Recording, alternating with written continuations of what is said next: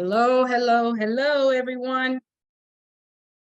This is your host again, Louise Hicks of Aim to Purpose Spiritual Empowerment Hour. And we are here live with Minister Fred Shaw today. And we are being live streamed, as I said. I have Minister Fred Shaw again. I'm Louise Hicks, your host of Aim to Purpose Spiritual Empowerment Hour. We were on here earlier today. I had another interview out of Minnesota. So can you hear me, Fred? I can hear you, I believe. Great, great, great. Yep. I hear you too. So we're good to go. So hello, everybody, and welcome, welcome, welcome. Thank you for joining in. And I hope you've enjoyed your day because I think the day is about wrapped up. And I have with me my special guest, Minister Fred Shaw of the Citizens Commission on Human Rights. And my scarf is trying to act up on me here. In fact, let me walk away for a minute and go ahead and introduce yourself, Fred.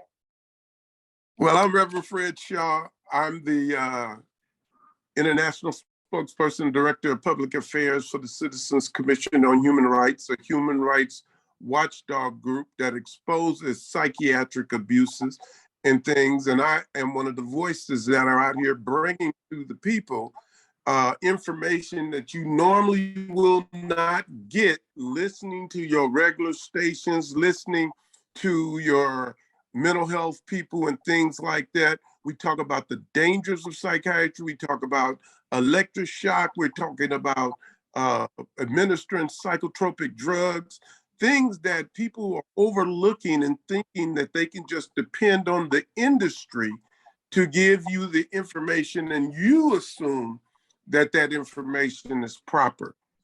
The thing is that in this country, if I told you that a gang was electroshocking children from 0 to 5 years of age, you'd be appalled. If I told you that there was a gang out there electroshocking pregnant women, you would be in outrage. But we have a field called mental health that is not based on science, doing actually just that. If I said the kids were being given drugs that could cause them to kill themselves, or given drugs that could cause them to kill others, or given drugs that could have them out there hallucinating and talking to themselves, you would be upset to the highest degree. But because this comes from a so-called expert in a field that is really, again, I want to mention, not based on science. You say, well, Reverend Shaw, how do you say that? Well, the fact is that the Diagnostic Statistical Manual is a book that have no statistics in it. It's named that way so it will seem like it's authoritarian, but it's not. What you're looking at when you open that book is not statistics. You're looking at building codes, okay? They have recently had to admit that there is no chemical imbalance of the brain theory, that was all made up. It has not been proven. The University College of London did a study on 17 different studies and found that nothing backs up that serotonin and all of that cause depression. However, they made $15.6 billion a year on that drug. The reason that it's still being used is because the amount of money that is being made, not the amount of harm that it does to the people. So this is about boardrooms. This is not about people. And so I blow the whistle as much as I can and as much as people under the freedom of speech will allow me to do, because what I'm saying is true and they can't even dispute it. They can only skirt around it.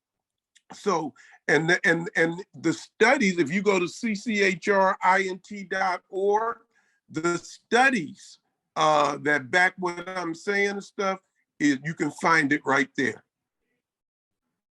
And I'm so happy that what were you referencing a drug? Because as you know, I stepped away and see what I did. I reversed my scarves. So we're good. It's always more than one way, they said, to skin a cat. So you just gotta do what you gotta do. But anyhow, what drug were you referencing, Minister Shaw? No, I was referencing the drugs, period.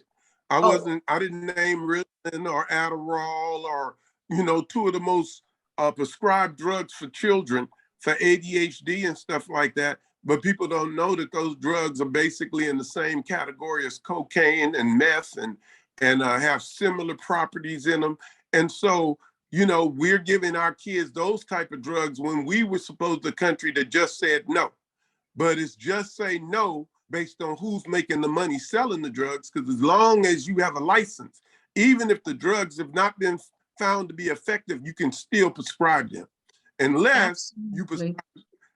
you prescribe something other than what the government wants you to prescribe, then you can get in trouble. Otherwise, you just do it as you feel, as long as you got the FDA and all these people saying, yeah, this is a recommended treatment, not a successful treatment, a recommended treatment, we can go with it. Yes, and thank you for saying that. And again, I'm Louise Hicks, and I'm the host of Aim to Purpose Spiritual Empowerment Hour. My YouTube channel is Aim to Purpose Radio, and that's AIMED, the number 2, Purpose, Aim to Purpose Radio with the number 2 in it. So go to my YouTube channel, subscribe, give it a thumbs up. Please share, because these are important messages that we are bringing you to help elevate not just us in the Black community. However, I start this to focus more on elevating our community, because we were the ones at the bottom of the barrel crawling out collectively. But this is for everybody, because it seems like America now is losing it. It's like we're going crazy here in America. There's so much chaos going on. It's a lot of division, hate, anger, and we need to start some more love in America, because it is out of control here with hate. And I'm glad you mentioned freedom of speech, because it seems like we don't have freedom of speech anymore. If you say something that goes against the powers that may be, what they feel they should put in your brain, and we have a free thinking brain. And I always reference that scripture, 2 Timothy 1:7, for God has not given us the spirit of fear, but of power, but of love, LOVE, love, and of a sound mind. So this is my second show I've done today, and I'm thankful to you, Minister Shaw, for coming in, shedding some light on mental health and mental illness in America, because that's a subject that is dear to my heart because of the 25 plus years that I've gone through the mental health industry, as well as the medical health aspect of it, because of my son David that was diagnosed with cancer at 14 and now 41, and I'm still going through it with this broken mental health, severely broken mental health system. So we're here today or this evening or tonight, wherever you're located, to shed more light on a subject. And I'm glad you talked about this big pharma, because that is a multi-billion-dollar industry. And I believe, you correct me if I'm mistaken, Minister Shaw, that we are the most legal drug distributing country in the world, industrialized country. And we have so many people here on drugs. Well, you're right. We are one of the sickest countries, according to certain reports that I've read. This is not part of this information of CCHR, but we're one of the sickest countries, but we spend the most money on healthcare. We have all types of mental illness running through, but we spend the most money on dealing with mental health. I think the total budget is a third of $1 trillion in the United States, Wow. and getting better. And, there was a time, the Bible says there was a time, I should find that quote for you, but there was a time when there was no king over Israel, and every man did what was right according to his own eyes. And now we have come full circle to where everybody's doing what is right in their eyes. They can be what they want to be. It doesn't matter if it's offensive, not offensive. You can say anything you want as long as you don't go against the group think. And group think is where the majority thinks. So we hear these words, democracy, We're fighting for democracy. Well, democracy simply means that the majority of the people rule. Human rights mean that you have certain rights that they can't mess with. So if democracy was the way we would have operated on, we would still be slaves because the majority of the people believed that slavery was okay because they were making so much money on it. But under human rights laws, they had to free us or go through the process of it. And so that's the difference between a republic and a democracy. And in America, we're supposed to be smart enough to present the true facts so that the majority of the people can make informed decisions. And now we can't do that.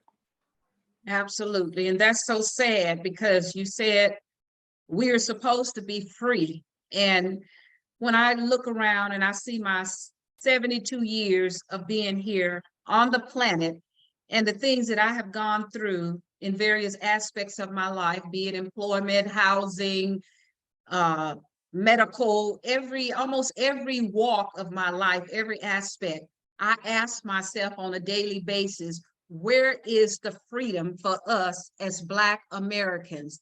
And that's why we're talking today about the subject, ending coerced psychiatry treatment of African Americans or Black Americans, because this seems to really impact us. And it started, I guess, with the history of psychiatry, how we were treated, and Minister Shaw can really shed more light on that than I can, because he's the expert. I'm not. I just know what my experience has been. Well, the thing about me is I know what I know.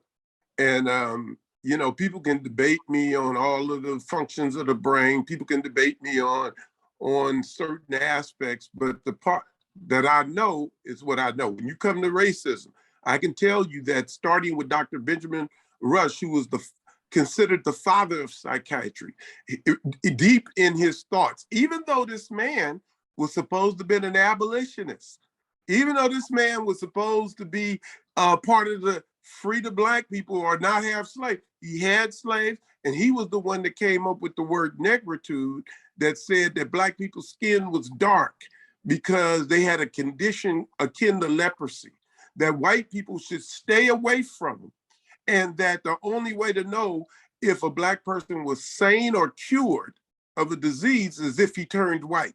So this is the father of psychiatry who was on the seal of the American Psychiatric Association up to a few years ago. But this was the way he thought. And then this adopted on down the line. It didn't stop in slavery. You know that if a slave back talk wouldn't work, you know, question his master stood up. All those were signs of mental illness that showed that an industry backed that behavior. Yes. And so then the Black person, you know, we didn't consider that you could sell his wife, you could sell his children, you could rape him in front of his family, you could do that. Absolutely. But if he ran away from those conditions, he was considered mentally ill. Oh, yes. And that has carried on into our current day. Look at what's going on now. And we're not going to get into that because we'll talk. We have we're going to come back next week and get into more of this mental illness and enslaved mentality. And I'm glad you're explaining where it all stemmed from, the origin of it, because once we can get to the root cause of something, that's how we are able to navigate and facilitate and bring about change within our community. Because as we said, the topic today is just got to bring it back up. But our topic today, ending coerced psychiatry treatment of African Americans or Black Americans. So we know we have an issue within our community, and a lot of us don't want to go to therapy. So talk about that, why we feel as Black people, in spite of how they said, my skin, your skin, all of us, we have a disease, there's a problem. Why is there such a stigma for us to get help so we can heal and we can stop this inappropriate behavior that really hurts us too, with one another, the lack of love, and we can't bring harmony and love to our American society until we learn to love ourselves and one another. Well, first of all, what happened, even back with Dr. Benjamin Rush, when you made statements like that and you talked about dark skin and turning white and things like that, if you looked at the households of the Blacks, you know, master's children were a lot of times the house slave, and the darker skin were the field slaves. And so you set up in our community a divide between light and that dark that even went up into the colleges, where we saw the differences in the way people were treated and things like that based on light skin. If you were light skinned, people were more expecting of you to be successful. If you were dark skinned, they expected you to lie and cheat and steal. And these things were ingrained into the minds of our people, but its origin sits around what we were looking at in mental health. And so here we come up into the day and we see that we don't trust that industry because of the fact that the Tuskegee was part of the eugenics program and plan. Eugenics, simply to make it simple, well-stocked, perfect, you know, more you like a superior people. And so what happens is they had eugenics programs that have come down through the ages. And this thing continued to where there was no expectation of Black America to succeed. So when Malcolm X was told that he would never be an attorney, and then he started leaning toward criminality. And it wasn't until he got into the prison system, found the Nation of Islam, and started looking up the meanings of words. When he started looking up the meanings of words, he started seeing truth. When he started seeing truth, he becomes this great orator who rises up to be one of the great leaders and was still technically not certified an attorney as he stood up and fought for Black people. See, but he wasn't a certified, but if you look at his actions and his works and things like that, he was a defender of Black people. Now, I know some people might get upset with that because I use Malcolm X, and I get it, but we're talking about a truth that is perceived in the Black community that shows us, that comes out of mental health, because a lot of people sit there, even Black people, with all the evidence that we have, and they still believe in this mental health system. You show them. There's no chemical imbalance of the brain. These drugs cause suicide and homicide, blah, blah, blah, and they can't hear you. In fact, I had one lady, and this is this is something that the audience has to get. I had one lady who brought a class to the museum, the Psychiatry Industry of Death Museum. And in there, we got to the part, before they confessed in the last year or so, we got to the part where at CCHR, we have a film and they're telling you there's no chemical imbalance of the brain. Now, she says there is a chemical imbalance of the brain and all that. I said, well, some of the top psychiatrists in the world have denounced it. And she said, I don't believe them. She don't believe the people who told her that there was a chemical imbalance of the brain. And now that they're saying there's no evidence of it, she couldn't even believe it. And most people couldn't believe it. And now that they've announced and they've had articles and a lot of programs came on saying Tom Cruise was right and all of this stuff, there was no chemical imbalance of the brain and everything, you know, then all the psychiatry did is said, well, we never actually said there was a chemical imbalance of the brain. But you helping the pharmaceuticals make $15.6 billion a year, and you never stood up. You never said this is false information. You allowed it to continue, and now you're trying to distance yourself. Now that scientifically they've proven that that is not true. This is what's hurting America. This is what's hurting the world, and this is what's hurting people in this nation.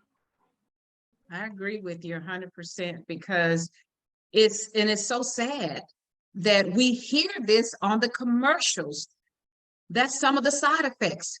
It causes suicidal tendencies and so forth. And people, it seems like from what I've read now, that suicide has been on the rise since the pandemic. And particularly, I believe it said among young people, and maybe that's because of them being more isolated, all of us, but elderly people, I think, have been used to being more isolated anyhow, some elderly people, because many of them can't get around. So talk about that some. Well, let me just tell you this. When I was a kid, they had movies that came out like Superfly and the Mac. And all us young men start wearing long coats and hats to look like that. Why? Because that was the image of success. Oh, yeah. We see guys, they had the money, they had the girls, they had all of that. And we wanted to emulate that because we saw it on TV. We looked at the image. Right now, they push all of these commercials on the people. We're looking at the commercials and they're talking about mental health, and the little ball is bouncing and people are jogging and laughing and dancing and doing all of these things, and people buy into it. I had a young lady tell me at one of the schools that I spoke at, oh, my grandmother said she loved those commercials and so she got the drugs. Not that she was mentally ill. She went to the doctor and asked for them and they just give it to her, even though she had nothing wrong with it. There was no test done to see if she had a problem, anything like that. But she liked the commercials, so she wanted the drug because the drug represented the lifestyle she was seeing, and she wanted. And that's the same way it is in the inner cities with Black kids and stuff. When they look at all of the gangster movies and these guys are tough and the bullies don't bother them, so they want to gravitate to that. So when you publicizing misinformation, it's interesting. You know, if a doctor says you cannot do this treatment, or they say, because like we had a Surgeon General, and I'm gonna try to not get into a different subject, but we had a Surgeon General who came out and spoke out against a certain treatment, and then they banned him. He's a Surgeon General of a state, and then they banned him from Twitter, and then the backlash from the people came, and then they put him back on. But who in one of these Twitters or Instagram or whatever, who knows more than a Surgeon General? Who's to determine what is fake and not fake? So what we have is I will go into places and speak. And when I speak, then the people there, to show that they have knowledge of the subject, regurgitate the same thing that they've been told by the industry as if they got some knowledge of it. And they don't have a clue. And they'll tell you the chemical imbalance, and they sit there like they didn't figure it all out, and they have no clue what they're talking about. And that's true. And we follow it though, because like you said, the woman went and asked for some drugs after she saw a commercial. Now that's really ridiculous. And again, let me remind everybody, I'm speaking to Minister Fred Shaw, and he's been a regular on the show and will continue to be a regular because he has insight into what's going on in the mental health industry. And I am an advocate. I'm an activist within the mental health system because of what has been going on with me and my son for 25 plus years with this industry. And today we are discussing ending coerced psychiatry treatment of African Americans, the Black people, that this is impacting quite a bit.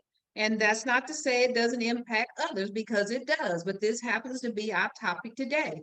And I am Louise Hicks, the host of Aim to Purpose Spiritual Empowerment Hour.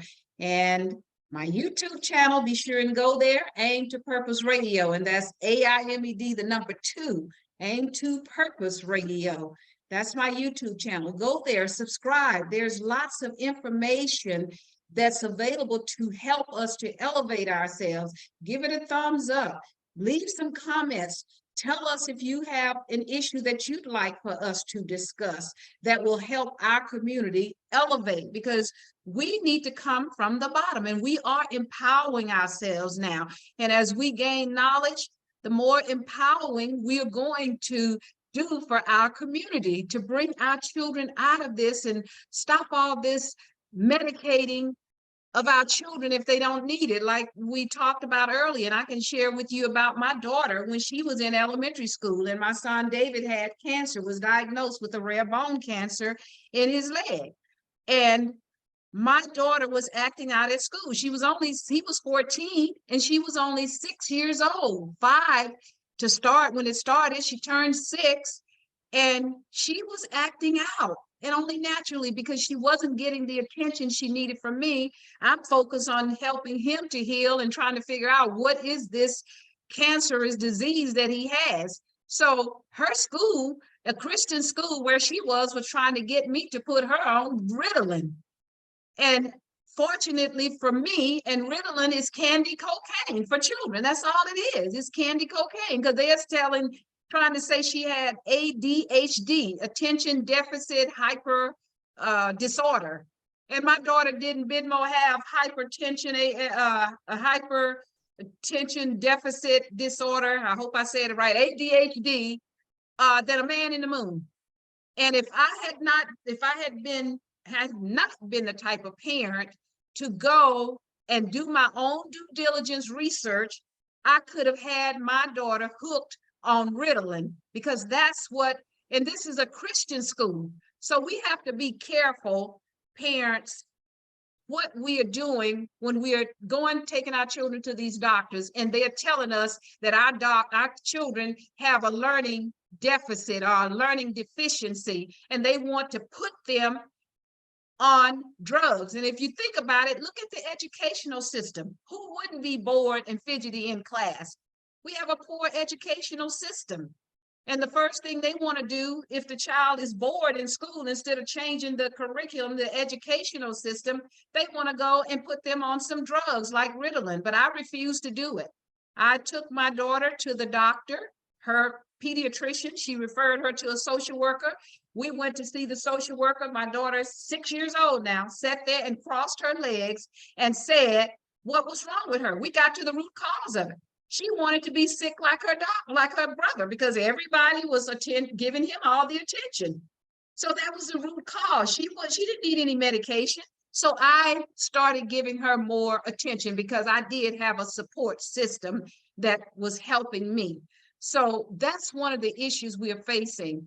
And it's so sad. These kids are walking around. So talk about how these kids walk around lethargic and drowsy, what these drugs are doing to these kids. Well, first I want to address something you said, because I accused the top, this was 20 years ago now, almost, maybe 15. I accused the top psychiatrists in LA County, through their probation and other juvenile systems, social, all of these things, of drugging kids in less than 7 minutes of evaluation, and he could not deny it. In 7 minutes, you can't get to the problem of anything. It's the quick fix. He actually admitted they don't have time to sit there and counsel the kids, so they give them the drugs to help control them. So this is an admission that this is about social control. It's not about making the child better. So if you and I turn on a program, or we go to the movie and the movie is very boring, we go to sleep or we turn the channel. But when a kid is in the classroom, he can't turn the channel. Right. He got to sit there. And now, if we sitting there listening to somebody, we start rocking if they're not making sense, or we can't follow it, or we like, whoa, I wish I was watching the game, or I wish I was in church and I'm sitting here listening to this and they don't make no sense. Well, the kid, he can't rock, he can't do all that. He has to sit there, pretend to be listening, and pray nobody asked him a question on a subject that they don't know. Now, let me tell you this. This happened to my son as a teenager. He was getting an F in art. And how do you get an F in art? You're in like the 11th grade or 10th grade, somewhere in there. So I go up to the school and I go to talk to the art teacher. And I look up and I see all these drawings across the top. So the teacher tells me if he just will draw 2 of these, I can give him a passing grade. And I said, let's do better than that. I told my son, I said, I want you to draw every one of these pictures by Thursday. I gave him 2 or 3 days. I knew it was before Friday though. I said, every one of those pictures I want you to draw. He said, okay. So he goes to school, turns in all of his work, and the next day they put him in art school. Now, why? Because he drew those things when he was in the 3rd grade. The problem was he didn't want, and was in his head, he didn't want to draw flowers and vases and all of that type of stuff. He wanted to draw space wars. And, you know, he could draw and make it look like blood coming out of the back of the person, and he's drawing. He could take a picture of you and he could draw you.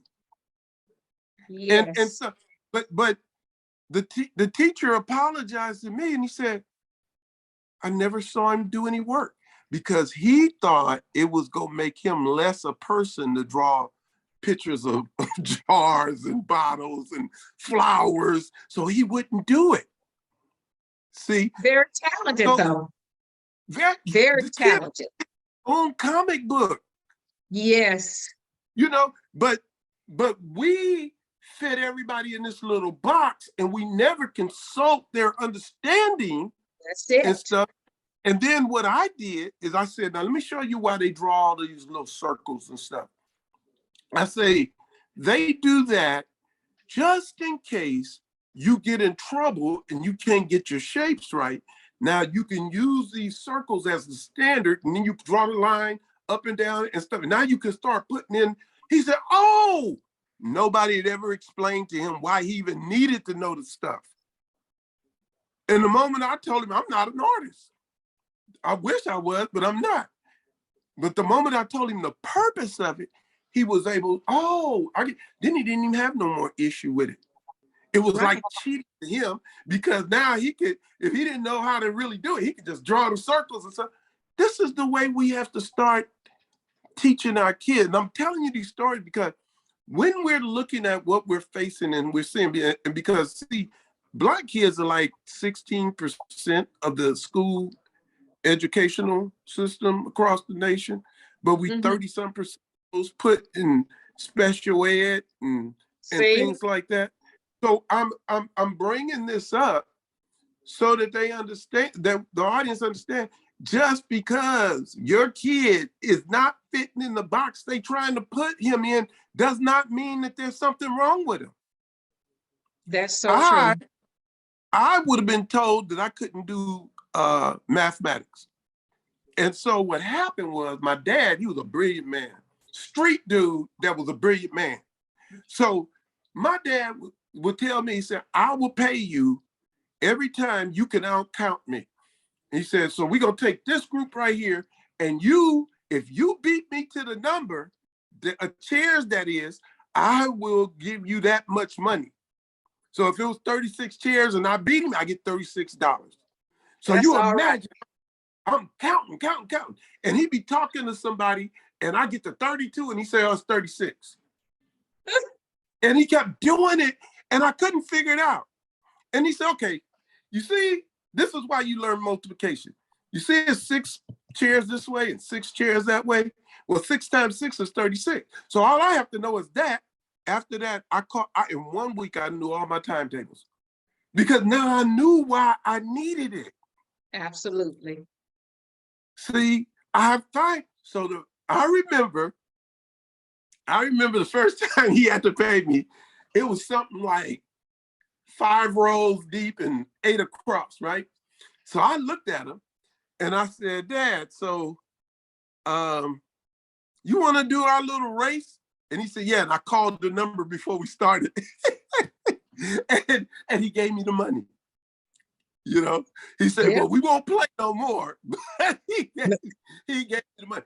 All I'm saying is, just because mental health ain't figured it out, don't mean it's a problem. We had probation kids, and we were able to turn out NFL football players, people who are contributing to society, supervisor, electricians, all these type of people.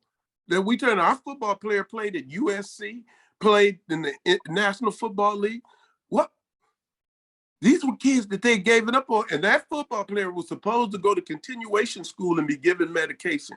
Why? Because he was a big guy and he had one of those scowls on his face that scared people. The first time I walked in, he looked up at me. He said, "Oh, you're a big guy. You want to box?" And I told him, I said, "Well, they won't let me box you, but I'll take you out and play basketball with you."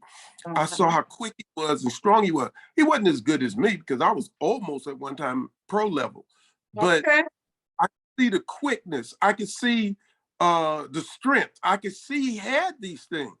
So I took him to one of the local schools, and I didn't take him to the administration. I took him to the football coach. And the football coach had him do a couple of little workouts, little things, not a lot, just checking something. He said, "Bring him back to me. Don't take him to the administration. I'll handle it." So he got to play at that high school. Then he went to USC, and he didn't flunk out, was on national championship football teams, and then played in the NFL. This is a kid they wanted in continuation and on drugs. Absolutely. Absolutely. I'll tell you something else about him. He had this mean look on his face that he could put on there, or if he got upset, he looked at you and it could put chills in people. But let me tell you the truth. He never got in trouble, but for one thing. He was supposed to be back home at one time, and he would come in a little later and be late. And then I found out it's because he liked the girl and he would walk her home. Okay. So I still had to write everything up. And then when he got ready to leave our program, I gave him every write-up, and he realized I never turned one in. Because he was doing what we would expect of a nice kid to do, walk the girl home and stuff like that. But because he's on probation, we won't give him normal rights and want to put him on psychiatric drugs because the people talking to him aren't street enough to be able to look him in the eye and not be afraid of him. These are the things that we're looking at, and this is part of the problem because kids are being labeled for being different. Einstein probably been labeled, Muhammad Ali would have probably been on drugs. John F. Kennedy, from what I hear, might have been on drugs. Martin Luther King, I heard as a kid, was a prankster. You know, what? That's just being a kid. It's just being a kid. And thank God for intervention like what you were doing. And we have mentors out here today. So parents, please pay attention. Share this video with your friends, your loved ones, whomever, because we have too many Black kids out here that are on these psychotropic drugs, and it's not helping them. They just need to be heard. So it is good we're speaking up. I always keep my cup here because this cup I love, it says speak up. And that's what we got to do. We got to speak up and speak out because our community is suffering and we have too many resources out here like Minister Shaw and others that are out here working toward elevating us and helping us in this mental health broken system. It's not mental health because if it was mental health, a psychiatrist, like he said, wouldn't be so quick to sit down in 7 minutes and diagnose somebody and say, "Oh, take this pill and you'll be okay," even with all the side effects. And it's so sad because it's hurting our children.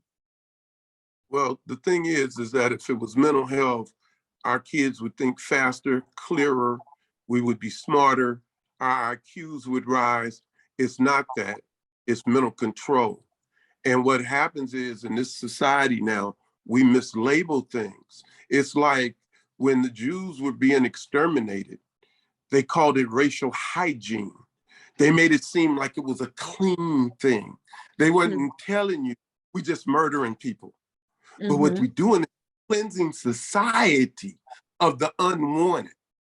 Yes. See? And so, but we labeled it mental hygiene. Let me, like Harvard Law School was doing a thing on disability, a report and stuff. But they asked the question, when does mental coercion constitute torture? And see, I take it like this. They give you 460, 440 volts through the brain when they give you electric shock treatment. Wow. But if you at war, that is called torture. But if you in mental health, it's called treatment. Well, if it's torture on war, then it's torture now. And they do it a lot of times without the consent of the person, or they go into the courts and get a court order to be able to electric shock the person. I've never heard that the person even gets to come and represent themselves. So that to say, Yana, I really don't want electric shock. I hear it's painful. I hear that they gotta give you a paralytic drug when they give you electric shock, because in the 50s when they gave you electric shock, it was so bad looking. People would see joints come out of place, spine snap, stuff like that. With their own worst enemy. So now they give you anesthesia and a paralytic drug so your body don't show the convulsions that goes on. And it's called electroconvulsive therapy. So it causes a convulsion because you turn up the electricity until the person has a grand mal seizure. Now, these people can say they mental health experts. It just sounds to me like, what do they call it? S&M? That bondage stuff, sadistic, masochistic treatment when you electroshock it. And think about this.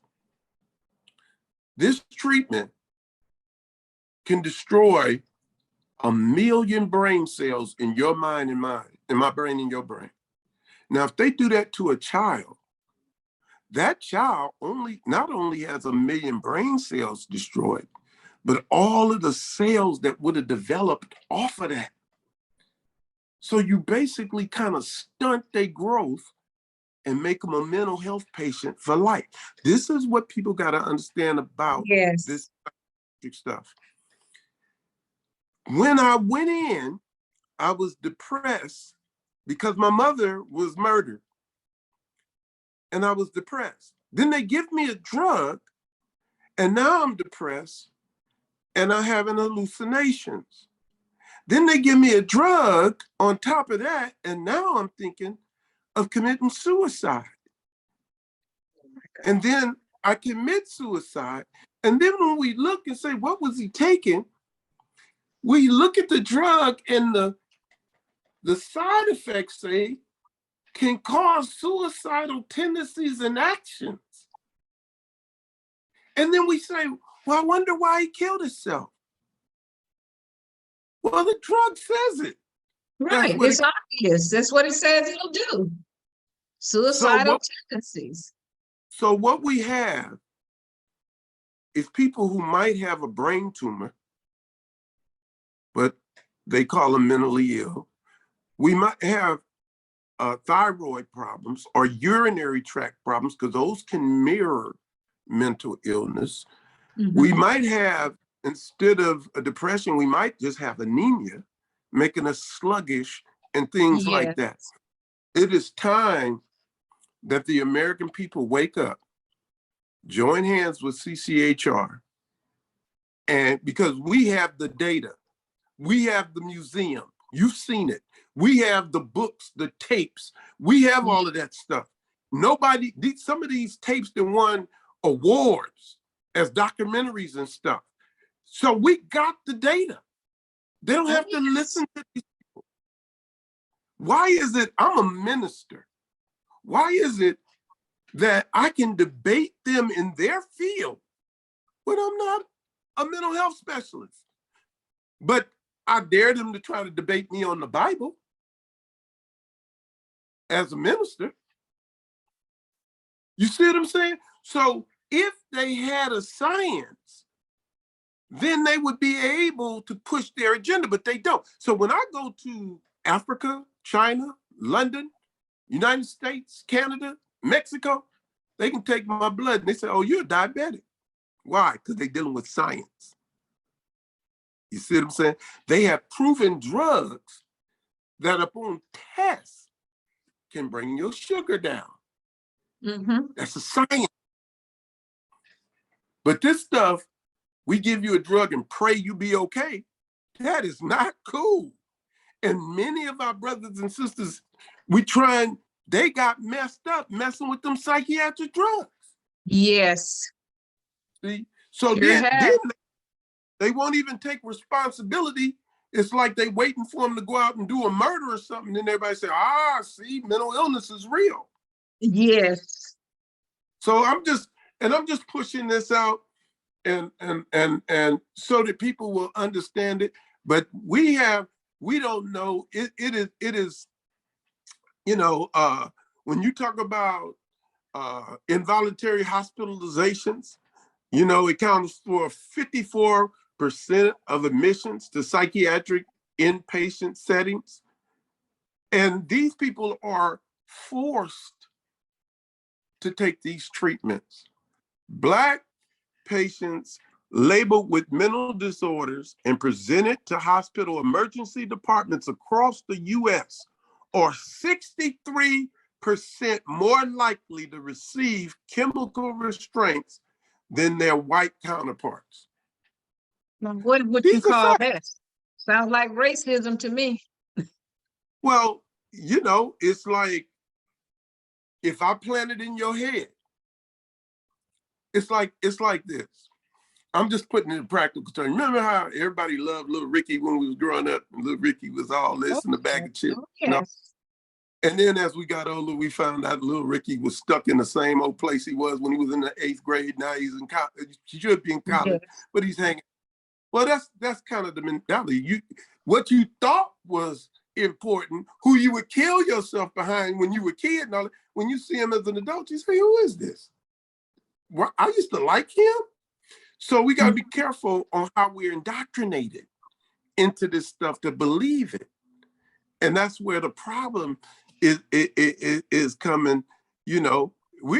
African Americans are overrepresented in restraint-related deaths, accounting for 22% of studied deaths, while comprising only 13% of the US population. Well, that says a lot.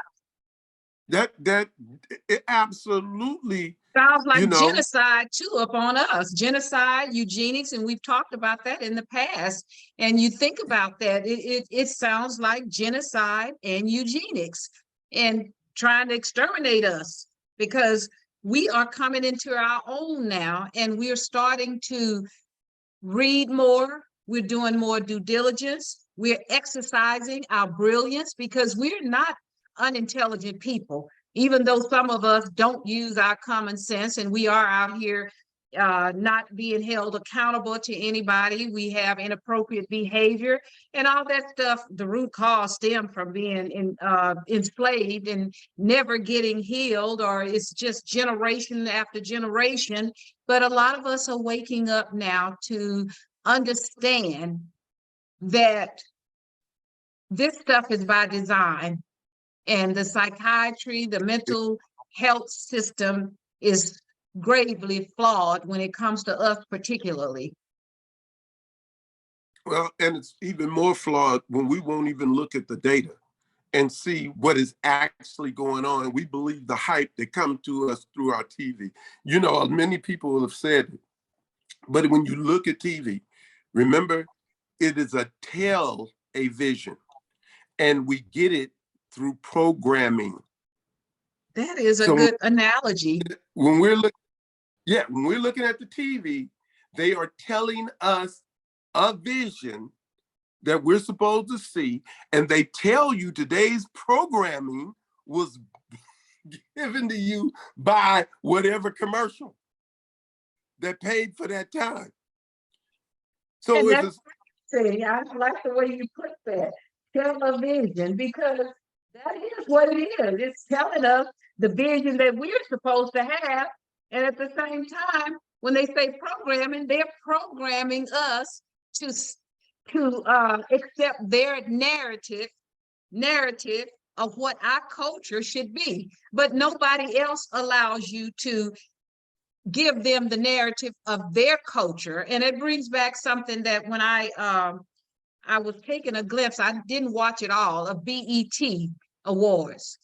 And the Black Entertainment, what is it called? Black Entertainment, BET. Yeah, And yeah. I'm looking at that and I'm saying, they keep talking about the culture, but who owns BET? You have to look at the source of all of this information that we're getting. We have to start looking at the source of it.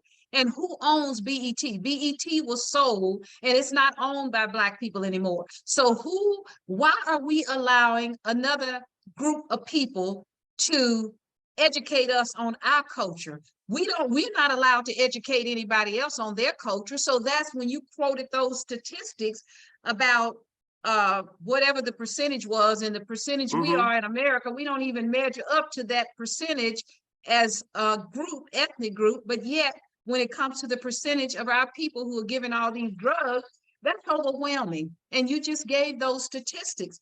That's common sense, something that we should be looking at as Black people. And we can see when we talk about what the subject is: ending coerced psychiatric treatment of African Americans or Black Americans, whichever terminology you want to use. And again, I'm speaking with Minister Fred Shaw, who is of Citizens Commission on Human Rights.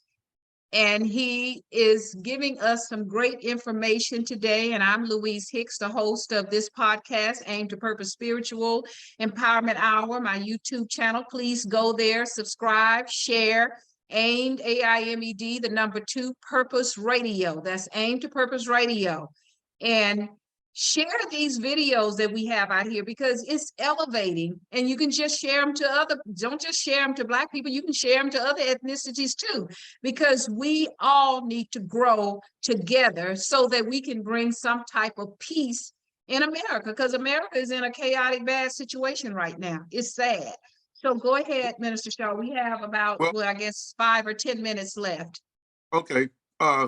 Well, you know, it's funny you said share it to people that are not in our culture and stuff, because it says 37.5% of children or adolescents inpatients of all races in the mental health facilities are secluded or restrained. So, you know, it's a dangerous place for children. And to give you an idea, there was a young man by the name of Cornelius Fredericks. He's 16 years old. He was violently restrained at a psychiatric hospital for throwing a sandwich on the floor. Oh my now, God. What does violently restrained mean? They killed him. Murdered him. For throwing a sandwich on the floor. In a psychiatric institution. Absolutely. And this has been going on. There was even a more recent one. I think a little kid was 5 or 7. I think he was 5. And it took 2 big adult males to hold him in a position where he could not breathe, and he died. Oh my God. They can't control a 5 or 7-year-old. 2 men. I mean, so it's like, how do you determine who is mentally ill when you can't even determine who's mentally ill within your structure? Because it was a 10-year-old girl, when I showed the section in the museum where the children had been killed, and the 10-year-old girl asked her mother, who was a public official in Mexico, who are the ones that are mentally ill, the patients or the people that's watching the patients? This came from a 10-year-old girl. Oh. She asked that right there in our museum. She got a lot of common sense. Absolutely.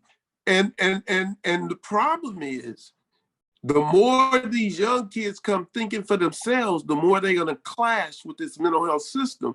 Because those are the kids that become defiant first. They're the ones that do, you know, I got a little brilliant 9-year-old grandbaby.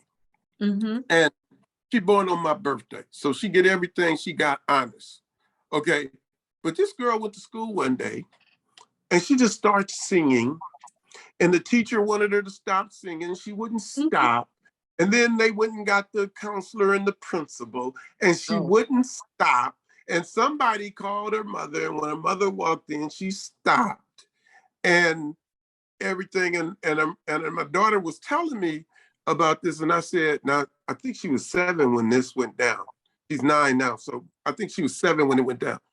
I told my daughter, I said, just tell the teacher to give her a job helping the other kids yes, because she's just sitting there bored.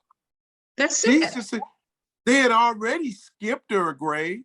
They were talking about skipping her another grade. And I told my daughter, I'd rather she stay closer to her age group. That can create some problems too. Oh, You know, absolutely. and they should give her tougher work. Don't, put her out of her class because now you got a 9-year-old with 11 and 12-year-olds. That ain't, smart. But all it was is she was bored. That's So she just entertaining herself. simple as that. You know? Boredom, because the school system in America is not up to where it should be. So you can understand these brilliant children get bored. And I understand what you're saying. My little 8-year-old granddaughter, she's carrying the podcast that she and I are on together. And she took over as the host and told me that she's the host. And it's called Fun, Fun, the letter N, Learning with Grandma Louise and Nigel E. Jewell. But I told her I'm going to reverse this and say with Nigel E. Jewell and Grandma Louise because I'm the co-host. I mean, these children, our children are just smart. They're brilliant. We are a brilliant melanated people. And for psychiatry to initiate this type of stigma upon us, and all of it came initially from slavery. And no matter what anybody said, they don't want to admit it, but that's the truth. And it's unfortunate because people do not want to accept the truth, the ones that are evildoers and evil spirited. And it's sad and it's unfortunate. And it's like they want to keep us like Margaret Sanger. She did everything she could, go to these churches and talk to the ministers, the Black churches, because she was all about eugenics and exterminating genocide upon us as Black people. And I talk about that. And I talk sometimes about Fannie Lou Hamer, who was a civil rights activist, and she did a lot of things to help, because it's so sad, these stigmas and these non-diagnostic titles that they put up on us. And that way they feel they can give us all these medications and we don't need them, because my daughter didn't need those medications. Thank God today I did not put her on Ritalin, because if I had, that would have been a huge mistake, because I've seen too many children walking around like little zombies, lethargic, and they are on these psychotropic drugs like Ritalin. And what's the other one? Is it Adderall? Is that it? Yeah, Adderall, Ritalin, those type of drugs. And there's a lot of other ones, but those are the 2 most prescribed drugs. And, Right. but the thing is that our parents, it's time, and I'm gonna just say this for Black America to quit playing. Mm-hmm. Uh, we have to get busy. We have to make sure we take education serious. We must seek Yes, out the program that teach us how to learn properly. We must do that type of stuff so that we don't have to depend on other people, because we can read it for ourselves. And if absolutely. we don't get to that point, people can tell us anything. I was in extreme pain and I went to one of the hospitals and they were going to give me a shot for the pain. And I'm sitting there waiting and waiting. And then I decided to look up the side effects. And then there was side effects like confusion and all of that stuff. So what would happen? They'd have me sit there for 20 to 30 minutes. I have Mm-hmm. no reason. I go to my car. I get in the car. I'm driving home. And all of a sudden, I can't remember where I'm going, or I can't remember how to get home. And thank God, maybe I'm smart enough to pull over to the side of the road. A highway patrol comes by, he stops, says, "You need help?" I think so. Where you trying to go? I'm trying to get home. Really? Yeah, for some, I can't remember where my home is. Well, he's getting ready to take me at 5150 Oh, and yes. hospital, or he's going to take me to a psychiatric ward or whatever. And who knows what they will do when they find out who I am. You see, Absolutely. And a so 5150 I is a had, 72-hour hold, everybody. That's what a 5150 is, a 72-hour hold in a psychiatric hospital. I know a lot about it because my son has gone through it. and it just means you couldn't take care of yourself. Right. And so they there, and then the first thing they do is put you on a drug. And if it just, the system continues, and it's perpetuating itself. It's creating the the mental illness that they get to treat. It's like having the fox guard a hen house. He will have chicken every time, and that's just the way, we got to understand it, It's a you money know. maker. Big pharma, how much money you said they make annually? Well, just on what we were talking here on the chemical imbalance of the brain drugs is 15.6 billion. And let me just say this about big Wow. pharma. I'm not anti-pharmacy, because they actually give us drugs also to keep us alive, keep us. A lot Absolutely. of doctors would be dead if they weren't doing insulin and different things. My thing is that it probably wouldn't cost much more to create drugs that don't have the horrible side effects, because the drug or the treatment can't be worse than the disease. The Absolutely. cure can't be in the disease. So if I came in because I was depressed, which is actually, if I see my mother get killed, the right emotion for the situation. So why am I being diagnosed as mental ill? Am I supposed to jump up, turn backflips, and say, "Oh, my mama died, yay"? I mean, no, that's when you should think I'm crazy. So if Absolutely. I'm sad because of I've had tragic incidents, then the drugs can only mask that tragedy. It Absolutely. can't, so my thing is that there has to be a total investigation into what is causing all of the suicides. How many of these people that are committing suicide are on these psychiatric drugs? How many? And we got to count suicide by cop, because I'm gonna tell you this: the moment a guy gets out and he's looking at two, three, four police officers, and he steps out with his gun, he knows he's made a decision to die. He knows that. The reason that you look up and you see that it seems like the criminals never win a gun battle is because the officers are trained. They're not doing the TV side shooting and all of that. Mhm. They know what they're doing. So all I'm saying is we got to be able to track down how many of these suicides, how many of these mass homicides, how many of these things are connected to the psychiatric drugs. Because I have right here, took it out. I don't think you could see it. You might be able to, but this right here is a Blurry, but I booklet. see it. Okay, well, this is a booklet that says psychiatric drugs create violence and suicide. All of the information Simple is as there. that, huh? Simple as that. It's simple as that. So all I ask is that your people go to CCHRINT.org and look up the information. We even got a 3D museum there. You can take the drugs that are in your medicine cabinet, you can put them in our drug database, and you can find out what side effects the drugs you have.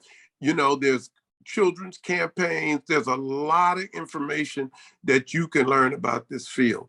And so, or you can go to CCHRtaskforce.org and look up some of the stuff that I'm doing and how I've been standing up against the field of psychiatry and exposing what they're doing.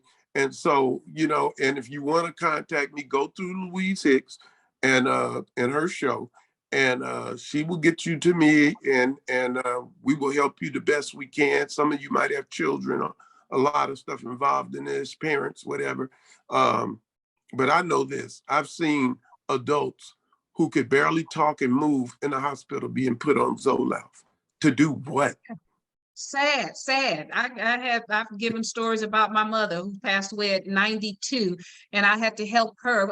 Fortunately, she had a good doctor. They had changed her doctor and went through all those drugs. By the time we got through with her being on 12 to 15, she was on 3 or 4 because it's a money game, and it's a scam in so many instances. And like you said, it's not to say that medications don't have their place, because they do. We have emergencies where you need it. We have other issues, diabetes and high blood pressure. And that's another issue I'd like to get into and discuss, because a lot of us are creating our own medical problems by how we live, our lifestyle. I mean, we're walking around here, some of us obese, and we don't get our rest. We're doing all kind of inappropriate behaviors and so forth. So we got to change what we intake into our bodies and how we are living, so we can live healthy. I'm 72. I've taken medications and legal drugs before, never took any illegal drugs, but I'm not on any medication now because I take them when necessary. I don't go around just saying, oh, I got 25 pills I got to take today. No, I'm not taking any if I don't have to, and I'm not on any, and I'm 72. I don't have diabetes, don't have high blood pressure. Thank God for that. But Minister Shaw, we're going to wrap it up. So give us some of your best advice on how to help parents, because our topic today, again, I am Louise Hicks, the host here of this podcast, Aim to Purpose Spiritual Empowerment Hour. I'm with Minister Fred Shaw of Citizens Commission on Human Rights, where they help us to better understand how to navigate ourselves through this system when it comes to our health care and other things too. So the title, Ending Coerced Psychiatric Treatment of African American or Black People, that's what we've been discussing. I've advised and asked you to please go to my YouTube channel, subscribe, AIMED, AIMED, the number 2 Purpose Radio. That's Aim to Purpose Radio.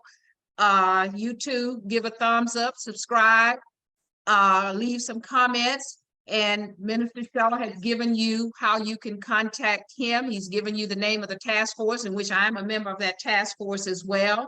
And he will give you that information again on parting, and also tell them about the museum, that they can even go online now and visit the museum, Psychiatric Museum of Death on Sunset Boulevard in Los Angeles, California, or is it Hollywood? It's Los Angeles, I believe. But give us some parting advice and how we can help ourselves so that we don't become a victim of this system, in this broken mental health system, and give your information again, how to reach that site and you. Well, the first thing I want to do is thank you for allowing me to be on the show and bringing me on like you do, and providing a platform for me to be able to give this information. It takes courage to do that.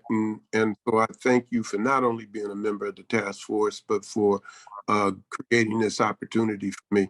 The first thing I want to say, and it should be where you start with anything, before you put your child or somebody in your family or take it yourself, you should go get a full medical examination, as we mentioned in the broadcast, that, how do you know the difference between anemia and depression? How do you know somebody that is crazy and babbling to themselves, or somebody that has a brain tumor?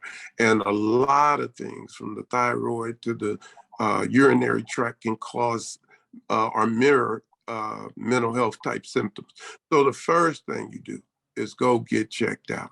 And then, and that is before. If you think that you need to talk to somebody or you don't know what to do, then just Google CCHR, the Citizens Commission on Human Rights, and our website will come up, and you can get all kinds of information, CCHRINT.org. All types of information be there. You can put your drugs in the database. You can tour our whole museum if you don't live anywhere in the area. But if you live anywhere in California and you come into the LA area, you should see the Psychiatry and Industry of Death Museum. Don't get it mixed up with the Death Museum. It's Psychiatry and Industry of Death, because there's so much information in our museum that where you can see that there's a lot of death that surrounds mental health. And women and men nowadays, be very careful before you voluntarily enroll into a mental health system, because if you are attacked in there, or sexually assaulted or whatever, it may be days before anybody even listened to you. So, and by that time, evidence is gone. People will say, oh, they're on this type of medication. It starts hallucinations. It's a whole bunch of things that happen when you become a victim there. So what we want to do is stay healthy. Let's make sure we check in with our medical doctor, have our blood work taken, make sure our testosterone or for women, it's the, estrogen. Yeah, make sure that all of these levels are correct, and then we go from there. And then we'll see what's going on. But you could be having a whole, and there's no way for them to know exactly what's wrong with you, because they do not take a blood test. They do not do a biopsy. There's no way for them to know, unless they're psychics, what's going on with you. And so nobody said they are. I don't think they are, not to diagnose you through being a psychic. So anyhow, thanks everybody for coming in today and listening to us. All of the podcasts will be on my YouTube channel. As I said again, it's aimed, AIMED, the number 2 Purpose Radio. That's aimed to Purpose Radio.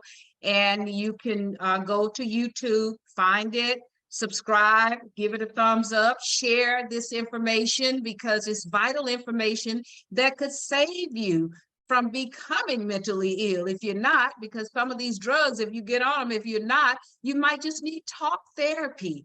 So just empower yourselves, as Minister Shaw has given us so much vital information. And I thank you for coming in. We're going to have you back. Hopefully we'll do a show again next week. We'll have a different subject next Sunday. So we'll get that together. We're looking forward to a panel. Is that correct, Minister Shaw? Yeah. You had a particular subject you wanted me to participate in. I'm going to try to get a panel together so we can come on and provide some information and share ideas and opinions. And, right. You have to make society. Absolutely. So look forward to that. And in parting, I tell you, thanks again, Minister Shaw. Always look to ways to empower yourself, do your due diligence, and have a great rest of your week. I will probably come in during the week and chime in on something. Who knows? There's so much going on. And I always leave you in parting with this message.